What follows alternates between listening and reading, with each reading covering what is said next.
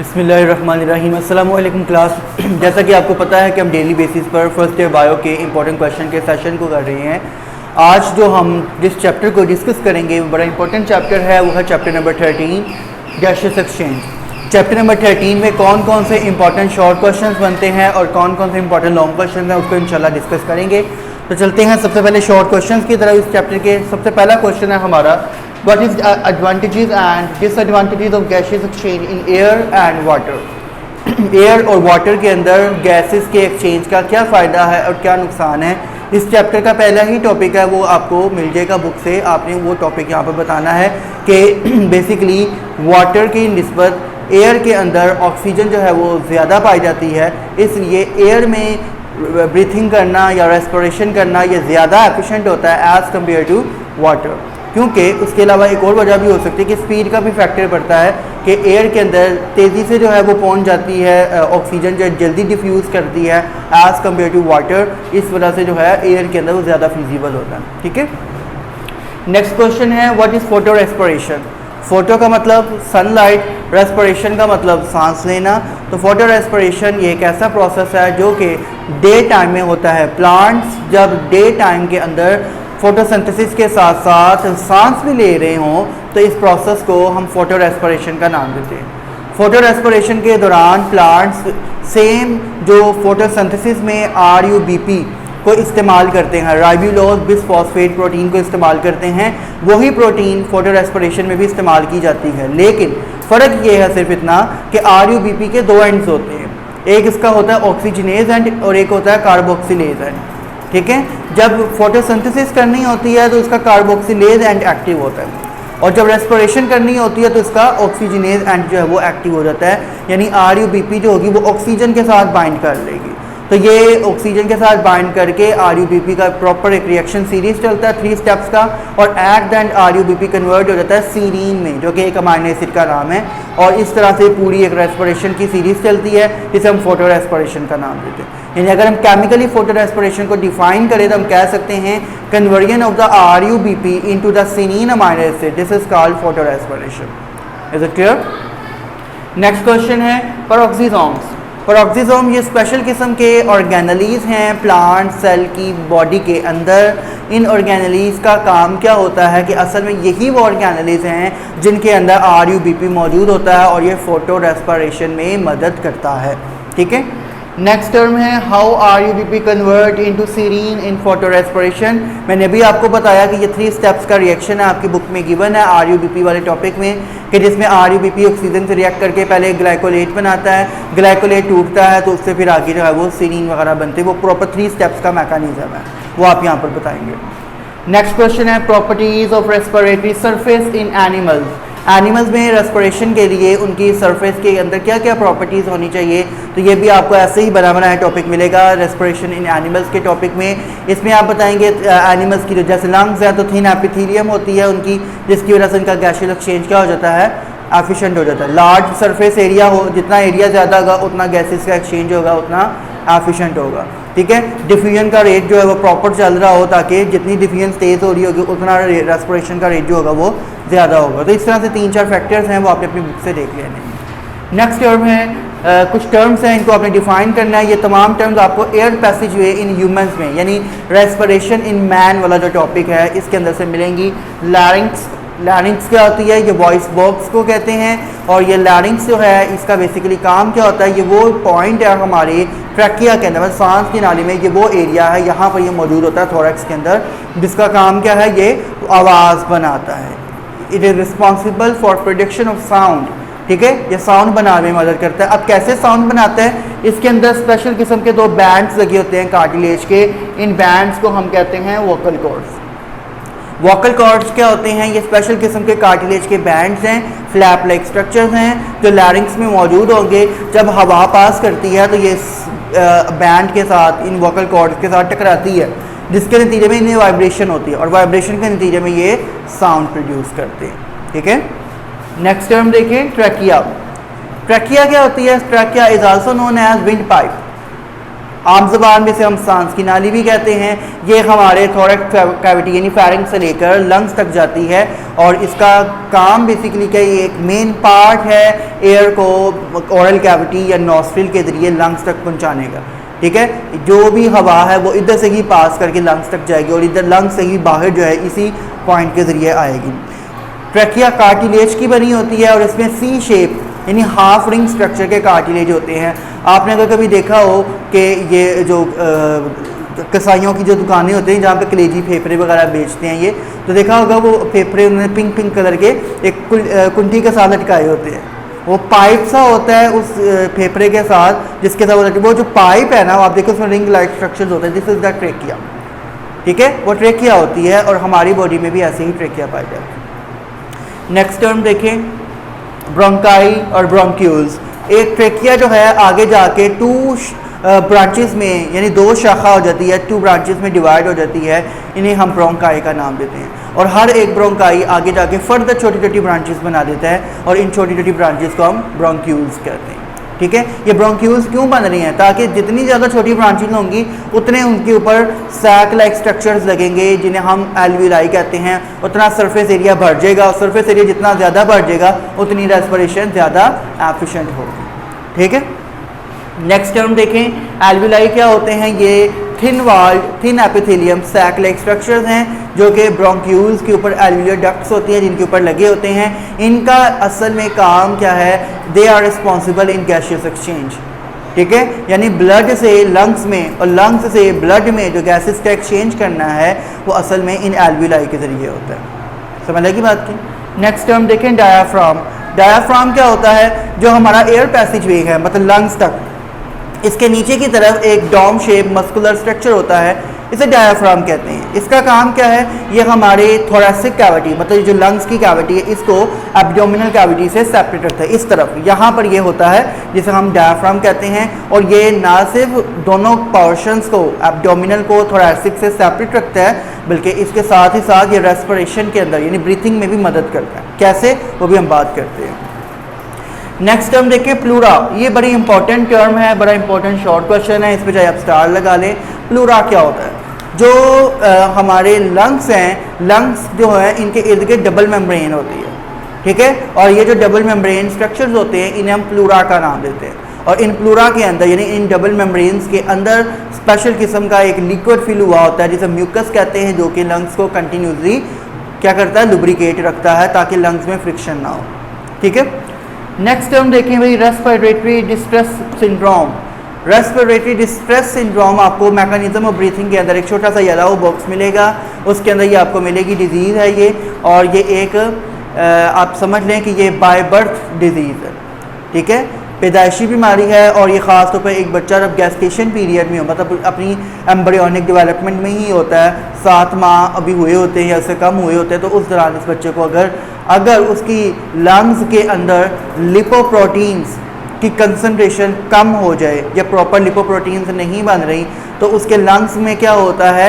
Lubrication proper नहीं हो पाती, और जब लुब्रिकेशन नहीं प्रॉपर होती तो इनके लंग्स फ्लेक्सिबल नहीं बनते, और जब लंग्स फ्लेक्सिबल नहीं बनते तो उसकी वजह से अगर वो बच्चा जो है वो दुनिया में आ भी जाए तब भी उसको सांस लेने में दुश्वारी होती है, और इस बीमारी को हम रेस्पिरेटरी डिस्ट्रेस सिंड्रोम कहते हैं।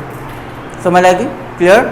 नेक्स्ट टर्म देखें, what are aspects to control breathing in man. Humans के अंदर ब्रीथिंग कंट्रोल करने के लिए क्या क्या एस्पेक्ट्स हैं? 3 चीज़ें हैं भाई। नंबर वन है रिब केज, रिब्स जो कि रेस्पिरेशन ब्रीथिंग को कंट्रोल करती हैं। नंबर 2 डायाफ्राम जो भी हमने बात की, और नंबर 3 क्या है इसका? लंग्स। ठीक है, थिन एपिथेलियम लंग्स की। तो ये 3 चीज़ें हैं जो कि रेस्पिरेशन ब्रीथिंग के मैकेनिज्म को कंट्रोल करती हैं। लंग्स हैं, डायाफ्राम है और रिब केज है। नेक्स्ट टर्म देखें, इंस्पिरेशन एंड एक्सपिरेशन में डिफरेंस। इंस्पिरेशन का मतलब इनहेलेशन मतलब सांस का अंदर लेकर जाना, गैसेस का अंदर लेकर जाना। एक्सपिरेशन का मतलब गैसेस का बाहर निकालना। अब सिर्फ इतना नहीं बताएंगे, सारी बात है, हायर क्लास है तो आपने इसको थोड़ा ब्रीफली एक्सप्लेन करना है। इंस्पिरेशन के अंदर क्योंकि सांस अंदर जाती है तो उस दौरान क्या होता है? रिब केज राइज अप कर जाता है। जब आप सांस अंदर लेके जाते हैं तो रिब केज ऊपर आ जाता है। जब रिब केज ऊपर आता है तो डायाफ्राम जो होता है वो नीचे चला जाता है। जब डायाफ्राम नीचे गया, रिब केज ऊपर आ गया, तो उसकी वजह से क्या होगा, अंदर का एरिया, थोरेसिक कैविटी का वो जो वॉल्यूम है वो क्या हो गया, बढ़ गया, एरिया ज़्यादा हो गया, तो फिर लंग्स आसानी से एयर इनहेल करके आसानी से लंग्स स्वेल कर सकते हैं, ठीक है। लेकिन जैसे ही हम एक्सपिरेशन करते हैं, सांस बाहर निकालते हैं, तो क्या होगा, लंग्स जो होंगे वो दोबारा से कंप्रेस हो जाएंगे, रिब केज नीचे आ जाएगा, डायाफ्राम ऊपर आ जाएगा, और ये दोनों क्या करेंगे, लंग्स पे प्रेशर डालेंगे और सारी हवा बाहर निकल जाएगी, सेम जैसे बलून के अंदर होती है, ठीक हो गया। तो ये एक्सपिरेशन और इंस्पिरेशन में difference, clear. Next, on which factors transport of oxygen depends. Oxygen या डिफरेंट गैसेस की जो ट्रांसपोर्ट है वो किन फैक्टर्स पर डिपेंड करती है, तो ये ट्रांसपोर्ट ऑफ ऑक्सीजन के ऊपर एक छोटा सा टॉपिक है, उसमें 3 पॉइंट्स गालिबन बताए होंगे, आपने वो पॉइंट्स करने हैं यहाँ पर, जैसे थिन एपिथेलियम होनी चाहिए, एल्वियोलाई जो हैं वो प्रॉपर थिन एपिथेलियम वाले, मैक्सिमम एल्वियोलाई होने चाहिए। उसके अलावा आप ये भी इसमें बता सकते हैं कि जो हमारा लंग्स हैं वो स्पॉन्जी इन नेचर हों, फिर डायाफ्राम जो है वो प्रॉपर वर्किंग कर रहा हो, तो ये तमाम बातें इसमें आपने बतानी, ठीक है। नेक्स्ट टर्म है हमारी ऑक्सी हीमोग्लोबिन क्या होती है। हीमोग्लोबिन आपको पता है ब्लड के अंदर ऑक्सीजन कैरियर प्रोटीन है, और जब ऑक्सीजन को हीमोग्लोबिन कैप्चर कर लेती है, मतलब ऑक्सीजन के साथ रिएक्ट कर जाती है, तो ये बन जाती है ऑक्सी हीमोग्लोबिन। ऑक्सी हीमोग्लोबिन का कलर क्या होता है, रेडिश ब्राउन कलर, जिसकी वजह से हमारा ब्लड का कलर भी रेडिश ब्राउन हो जाता है। समझ आएगी बात की, ठीक है। तो ऑक्सी हीमोग्लोबिन प्रोटीन क्या है, जब ऑक्सीजन की ट्रांसपोर्ट के दौरान ब्लड में हीमोग्लोबिन प्रोटीन ऑक्सीजन के साथ केमिकली रिएक्ट करती है, तो it will be converted into oxy haemoglobin. यानी पूरी बॉडी में जो ब्लड के अंदर ऑक्सीजन जा रही है वो किसकी शक्ल में जाती है, ऑक्सी हीमोग्लोबिन की शक्ल में जाती है। और इसको हम फार्मूला इस तरह से शो कर सकते हैं, HB स्टैंड्स फॉर हीमोग्लोबिन, ये ऑक्सीजन के साथ मिलेगी और इनके मिलने से HbO2 बन जाएगा, this is called oxy haemoglobin, ठीक है। नेक्स्ट क्वेश्चन है carbon dioxide concentration in arterial end venous blood. ये बड़ा इंपॉर्टेंट शॉर्ट है, इस पर भी आप स्टार लगा सकते हैं। ब्लड में आर्टेरियल ब्लड मतलब जो आर्टरीज के अंदर ब्लड होता है, और वीनस ब्लड मतलब जो वेन्स के अंदर ब्लड होता है। इन दोनों में कार्बन डाइऑक्साइड गैस की कंसंट्रेशन कितनी कितनी होती है। जो हमारा आर्टेरियल ब्लड है उसमें कार्बन डाइऑक्साइड गैस की कंसंट्रेशन होती है 1, बताएं CO2 की कंसंट्रेशन आर्टरीज के अंदर कितनी होती है। वेन्स में डेफिनेटली बात है ज़्यादा होगी, क्योंकि वेन्स में डीऑक्सीजनेटेड ब्लड होता है, और 4 पॉइंट जो है वेन्स के अंदर ज़्यादा होती है, आई थिंक सो 50 ml, हाँ। आर्टरीज के अंदर 50 ml जो है वो होती है, और कार्बन डाइऑक्साइड गैस की कंसंट्रेशन, जबकि वेन्स के अंदर 54 ml होती है, यानी 4 पॉइंट्स ज़्यादा है। 50-50 तो बैलेंस हो जाता है, लेकिन 4 पॉइंट ज़्यादा रह जाते हैं वेन्स के अंदर। इसी वजह से वेन्स का जो ब्लड है वो डीऑक्सीजनेटेड है, मतलब उसमें कार्बन डाइऑक्साइड गैस की कंसंट्रेशन ज़्यादा है, ऑक्सीजन की कम है। तो ये आपने सिंपली बताना है कि CO2 की कंसंट्रेशन आर्टरी और वेन्स के ब्लड में कितनी होती है। वेन्स के अंदर 54 ml और आर्टरीज के अंदर 50 ml, ठीक है। 4 ml का डिफरेंस आता है इनमें। नेक्स्ट क्वेश्चन है, ये कुछ डिजीज़ हैं, इनको आपने ब्रीफली एक्सप्लेन करना है। रेस्पिरेटरी डिजीज़, जिसमें सबसे पहला है कैंसर। कैंसर आपको पता है it is the uncontrolled division of the cell, और क्योंकि लंग कैंसर की यहाँ पर बात हो रही है तो इस वजह से it is the uncontrolled cell division of the lung tissues, ठीक है। लंग के टिश्यू जब अनकंट्रोल्ड सेल की इनकी डिवीजन होती है तो उसकी वजह से लंग्स में कैंसर काज हो जाता है। लंग कैंसर की सिम्टम्स वगैरह क्या हैं। लंग कैंसर में पेशेंट को क्या कहते हैं, कफिंग होती है, कफिंग के साथ ब्लड आता है, उसके अलावा वीकनेस हो जाती है, लॉस ऑफ एपिटाइट हो जाता है, वगैरह वगैरह। काजेज इसके क्या हैं, सबसे मेजर काज है इसका स्मोकिंग। उसके अलावा कोई बैक्टीरियल या वायरल इन्फेक्शन भी हो सकता है, ठीक है, और कोई रेडिएशंस का इफेक्ट भी हो सकता है। जैसे कोई बंदा कोई एक्सरे या किसी ऐसे प्रोसेस के अंदर काम कर रहा था और वो रेज अगर बॉडी पर पड़ गई तो वो भी लंग कैंसर कर सकती है, ठीक है। नेक्स्ट टर्म देखें ट्यूबरक्लोसिस, जिसे हम आम जुबान में TB की बीमारी कहते हैं। ट्यूबरक्लोसिस ये एक डिजीज़ है जो कि ख़ास किस्म के बैक्टीरिया की वजह से होती है, और उस बैक्टीरिया का नाम है clostridium tuberculosis bacteria. Tuberculosis bacteria जो है ये बॉडी में जाता है, लंग्स के अंदर चला जाएगा, और लंग्स में जाकर ये क्या करता है, लंग्स के टिश्यूज़ को डिस्ट्रक्ट करना शुरू कर देता है, ठीक है। लंग्स टिश्यूज़ जब डैमेज होना शुरू हो जाते हैं, उनमें पस फैलना शुरू हो जाती है, और इसे हम ट्यूबरकुलोसिस डिजीज़ कहते हैं। इस बीमारी के अंदर बेसिकली पेशेंट को क्या होता है, कफिंग होती है, चेस्ट टाइटनेस हो जाती है, बाद का ब्लड भी आता है कभी कभार। उसके अलावा पेशेंट को हर चीज़ डस्की कलर की या पर्पलिश नज़र आती है। ये ट्यूबरकुलोसिस की एक बड़ी कॉमन सिम्टम है, ठीक है, कि वो पेशेंट जो होगा उसको क्या होगा, हर चीज़ या तो पर्पलिश नज़र आती है या फिर ब्लूइश या फिर वो डस्की कलर पीला पीला नज़र आता है सबको। ठीक हो गया।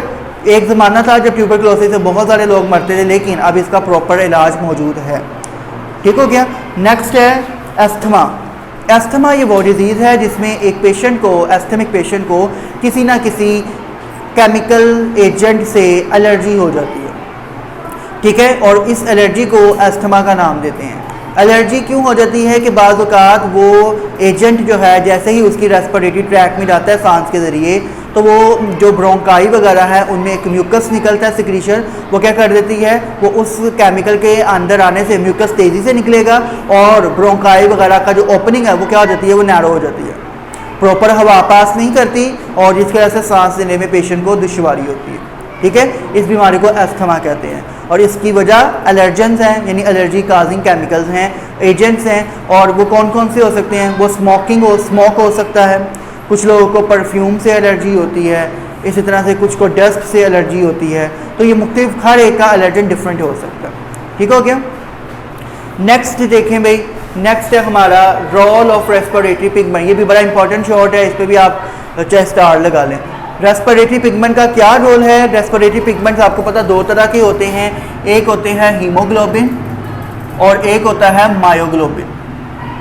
ठीक है, एक हीमोग्लोबिन प्रोटीन है, एक मायोग्लोबिन प्रोटीन है, ये दोनों रेस्पिरेटरी पिगमेंट्स हैं। और इन दोनों का काम क्या और कहाँ पाए जाते हैं। जो हीमोग्लोबिन है ये तो आपको पता ब्लड में पाई जाती है, उसका काम क्या ऑक्सीजन को कैरी करना, ठीक है। जबकि जो मायोग्लोबिन प्रोटीन है ये मसल्स में पाई जाती है, काम इसका भी यही है, ऑक्सीजन को कैरी करना। हीमोग्लोबिन जो है ये ब्लड में पूरे ऑक्सीजन पहुंचाती है, मायोग्लोबिन जो है मसल्स में पूरे ऑक्सीजन पहुंचाती है।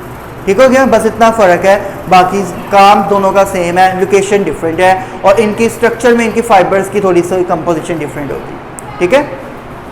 नेक्स्ट हम डाइविंग रिफ्लेक्स। डाइविंग रिफ्लेक्स का मतलब क्या होता है। डाइविंग का मतलब डुबकी लगाना, समुंदर में गोताखोरी वगैरह करना। तो गोताखोरी वगैरह जब समुंदर में करते हैं तो आपने देखा होगा कि जो डाइवर्स होते हैं वो अपने साथ गैस सिलेंडर्स लेकर जाते हैं जिसके अंदर हीलियम गैस और ऑक्सीजन गैस का मिक्सचर मौजूद होता है। ठीक है, ये बेसिकली क्या करता है, ऑक्सीजन का लंग्स के अंदर और एटमॉस्फेयर के अंदर यानी वाटर के अंदर जो प्रेशर है उसको क्या करता है, मेंटेन करता है ताकि आसानी से ऑक्सीजन अंदर जा सके। अगर ऐसा ना हो तो ऑक्सीजन से ज़्यादा कैपेबिलिटी होती है नाइट्रोजन की अंदर डिफ्यूज़ करने की।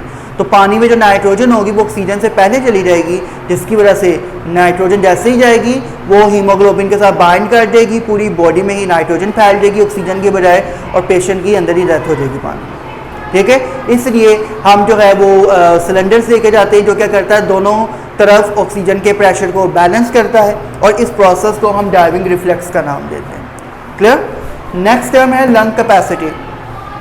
लंग कैपेसिटी मतलब हमारा एक एवरेज पर्सन का नॉर्मल लंग जो है वो कितनी एयर अपने अंदर रख सकता है। तो एक नॉर्मल लंग की जो कैपेसिटी है वो 5 लीटर होती है।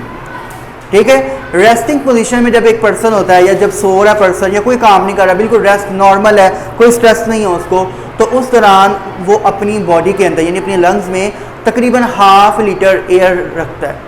1/2 लीटर इनहेल कर रहा है, 1/2 लीटर एक्सहेल कर रहा है, यानी बाकी तकरीबन 4.5 लीटर फ्री होती है स्पेस। लेकिन जब कोई पर्सन एक्सरसाइज कर रहा है या कोई हार्ड वर्क कर रहा है उस दौरान ज़ाहिर बात है सांस ज़्यादा आता है, उस दौरान भी वो तकरीबन 3.5 to 4.5 लीटर एयर इनहेल या एक्सहेल करता है। फिर भी कुछ ना कुछ वॉल्यूम जो है वो स्पेस जो है वो बाकी रह जाए, तकरीबन 1.5 लीटर स्पेस जो है वो तब भी एम्प्टी रहती है एक्सरसाइज के बावजूद भी। ठीक है, यानी कि अल्लाह ताला ने इतनी खुली कैपेसिटी रखी है हमारे लंग्स के अंदर कि खुदा ना ख्वास्ता कि बहुत ज़्यादा प्रेशर पड़ जाए लंग्स पर, ज़्यादा एयर की ज़रूरत हो तो कहीं लंग्स फट ना जाए। तो इसे 5 लीटर तक की कैपेसिटी रखी गई है और 5 लीटर लंग्स कभी फिलअप नहीं होते, नॉर्मल बात की जा रही है। क्लियर हो गया। नेक्स्ट टर्म देखें, ये लंग कैपेसिटी भी बड़ा इंपॉर्टेंट शॉर्ट है, इस पर भी चाहे आप स्टार लगा लें। उसके आगे एक्सरसाइज के शॉर्ट क्वेश्चन हैं। एक्सरसाइज में 5 शॉर्ट हैं, पांचों आपने करने हैं क्योंकि वो एएलपी के अकॉर्डिंग है। इनमें से कुछ शॉर्ट तो ऐसे हैं जो हमने बीच में डिस्कस कर भी ली हैं, कोई एक दो होंगे जो आपने साथ एक्सरसाइज के देख लेने हैं। आगे चलें इस चैप्टर के लॉन्ग क्वेश्चंस की तरफ। लॉन्ग क्वेश्चंस में आपने एक्सरसाइज के क्वेश्चन में क्वेश्चन नंबर 1, क्वेश्चन नंबर 5, 6 और 7 करना है। उसके अलावा एक इंपॉर्टेंट लॉन्ग है ट्रांसपोर्ट ऑफ ऑक्सीजन और role of RUBP in for your respiration. ये 2 लॉन्ग क्वेश्चन चैप्टर के अंदर से और बाकी एक्सरसाइज के 4 लॉन्ग क्वेश्चन हैं जो आपने अटेम्प्ट करने हैं। ये था भी क्लास आज का हमारा टॉपिक जिसमें हमने चैप्टर नंबर 13 को डिटेल में डिस्कस किया, इसके शॉर्ट लॉन्ग देखे ALP के अकॉर्डिंग। किसी तरह का इशू हो आप मुझसे डिस्कस कर सकते हैं। कल मिलेंगे इंशाल्लाह नए चैप्टर के साथ, तब तक के लिए अल्लाह।